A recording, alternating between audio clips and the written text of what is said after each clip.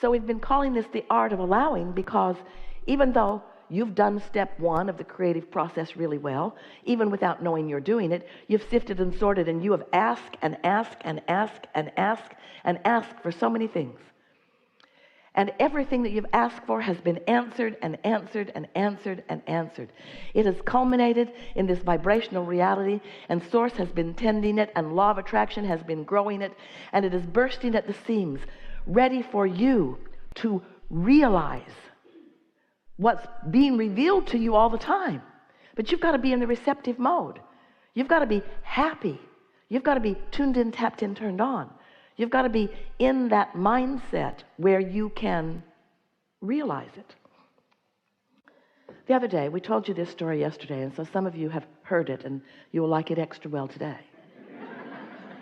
But we want you to realize that you have beliefs that keep you from realizing your own desires. If you want something and you believe that you don't have it, and you believe that it's hard to come, or you believe that you have to do things that you don't want to do in order to get it, you stand in the way of your own desire. And you have many beliefs that serve you really well, and a belief is only a thought you continue to think. It's only a thought that has enough momentum that now it's manifesting.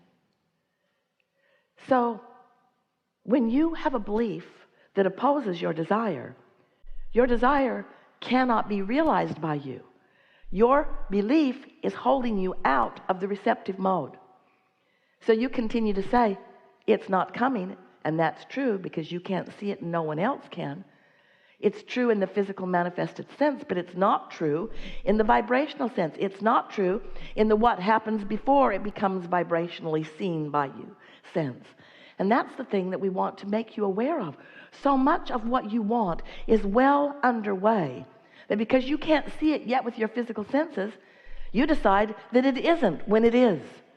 And that's where, more than faith and more than trust, we want you to understand the laws of the universe. We want you to understand what your inner being knows about that desire. We want you to understand how your inner being feels about that desire. And we want you to know by your emotions whether you are in agreement with the belief that your inner being has about your desires or whether you are not. And so in the short of it, when you feel negative emotion about something that you want, you don't believe as your inner being believes, and your belief about the thing you want is keeping you from being in the receptive mode where you can't see it. You can't get the clues. You can't follow the trail. You can't follow the path. It's not coming to you, not anytime soon, you see. So we like it when you have faith, but we'd rather that you just have knowledge of the laws of the universe and an understanding of how you feel when you are letting something in that you want, and how you feel when you're not letting something in that you want, or how you feel when you're letting something in that you don't want, or how you feel when you're not letting something in that you don't want. You getting it? So a few days ago, Esther is at her makeup table getting dressed, putting her face on, as she says. Oh, ye of little face. So she has everything spread out, and she has a loose powder that's in a container. It's quite large. It's a black container, has a black lid on, and the lid screws and reveals the powder puff and the powder. So Esther is ready for it, and she picks up her powder, but it's only an empty lid. And she thinks, what happened to the powder? Where is it? She looks all around her table. Now her table is this big, this big. She looks everywhere on the table. What happened to my powder? So she goes and rifles through her suitcase. Maybe it came apart in the suitcase, which she is dreading because that means there's going to be a mess in there. Maybe I left it in San Diego at the last hotel. She's trying to rationalize why it isn't where it should be. So then, we inspired her to make her bed, to hang up her clothes, to put her shoes on, and then she went back to finish putting her face on. And she looked down, and there was the powder right next to the lid. It was right there. It wasn't more than 3 inches away. But her belief that it was in the container that it was always in was so strong that she could not see it where it really was. And if it hadn't happened to her, she would not know with the fervor that she knows it how her own belief about something can keep her from seeing something that's right before her. You miss all kinds of clues that your inner being is giving you, leading you to that which will lead you to that, which will lead you to that, which will lead you to that, on this joyous journey of unfolding to everything that you want. But often you can't see it right in front of your own face because you have beliefs that disallow it. Now, we know you've had these experiences. Esther couldn't find a pen one time. It was a beautiful golden pen. She looked and looked and looked for it. They had moved. She turned the house upside down. She opened every box. She dumped out all of her purses. She looked everywhere, and she decided that that pen was really lost. And then about a month later, she was looking for something else, a perfume sprayer, and she's reaching around, going through the same process, looking for something else, and came out with the pen. The pen that was in that bag all along, that she had searched through more than once, wanting so much to find it, but believing it was lost. And so you can't find what you believe is lost, and you can't experience what you believe is not possible. And you can't experience something that you want that you believe is hard, and you're not willing to do the hard thing that you believe it takes. You have so many beliefs. We love you so much. So many screwy beliefs. So many beliefs about what is that you don't let what is in the process of becoming become. Because what is blocking for you what is becoming. So that's the essence of what the art of allowing is. The art of allowing is not being so activated about what is. It's about chilling. It's about cooling your jets. It's about kicking back a little bit. It's about not trying so hard to justify or validate your well-being through your hard work, which you resent.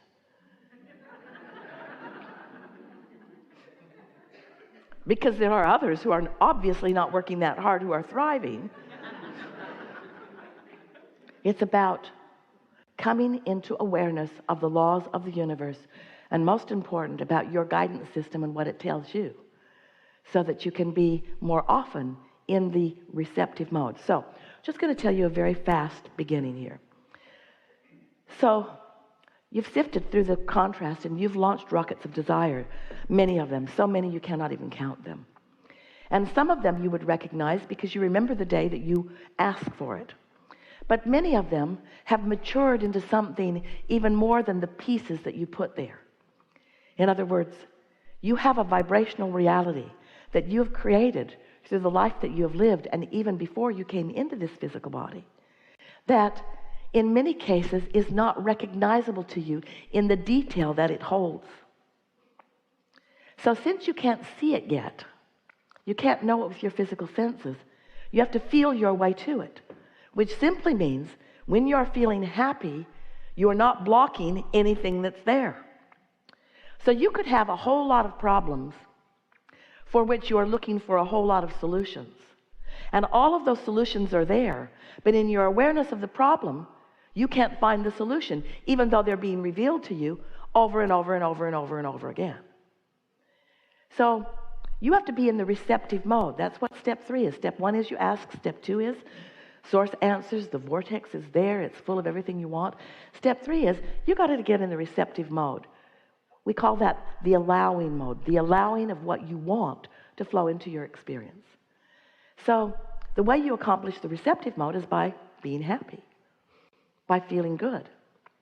But then you say, I can't feel good because of this. And we say, then you're not in the receptive mode. Then you are a vibrational match to the problem, not in the receptive mode for the solution. So that's what we talk about year after year, all day, every day. It's what we talk about in various ways to assist you in discovering for yourself why you can't see the damn powder. Why have I blocked it from my ability to realize that it's there? And you do those kinds of obvious things all the time, don't you? Haven't you looked and looked and looked for something and there it is right there? Esther always blamed Jerry for that. You are moving things around just to mess with my mind. I know you are. And of course he never was. And now he's not in the house with her. She still blames him. I know you're moving this stuff around. Bring it back. Bring it back. So we just want to help you to realize first that everything that you want is unfolding for you. Jerry talked often about how great it would be to write a book, a very clear explanation of how thoughts turn to things. And we say, we want the book to be broader. We want to talk about how vibration turns into thoughts that you receive. And as you follow the trail of what you're receiving, then those thoughts turn to words and actions and experiences. In other words, that's just the way that it is.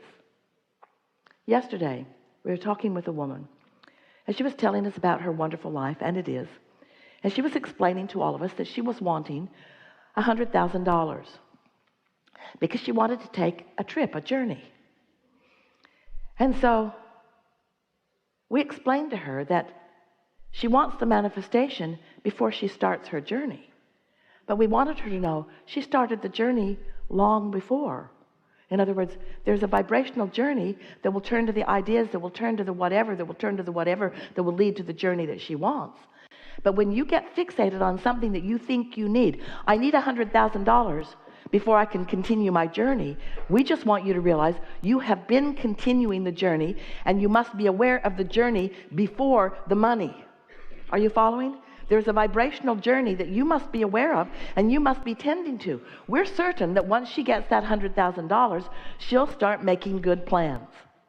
She'll start thinking about where she's going to go, and she'll budget her money well, and she'll make the best use of those resources.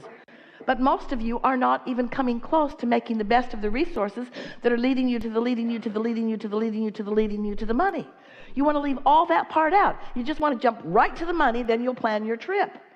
And we want you to understand that the journey is long before the trip, and there is so much joy in the journey that led to the money. In fact, we are certain she will have much more joy in the journey that leads to the money than she will